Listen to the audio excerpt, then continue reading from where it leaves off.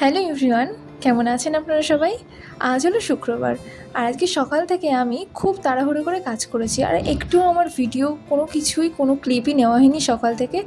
কারণ খুব তাড়াহুড়ো করে কাজ করছিলাম যাতে তাড়াতাড়ি করে আমরা বেরাতে পারি। যেহেতু কিছু দিন এখন আমাদের এখানে বৃষ্টি হচ্ছে, ওই জন্য ভাবলাম না তাড়াতাড়ি বেরাই, তাড়াতাড়ি চলেও আসতে পারবো বাড়িতে।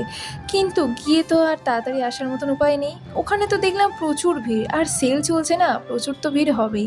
তো আমি গরমের মধ্যে সিদ্ধ হয়ে যাচ্ছিলাম, তাই বিশ্বজিৎকে বললাম, দেখো বেশি কিছু কিনতে হবে না, কিছু টুকটাক জিনিস কিনো, যেগুলো না কিনলে নয় সেগুলো কিনে নিয়ে আমরা বাড়ি আসলাম।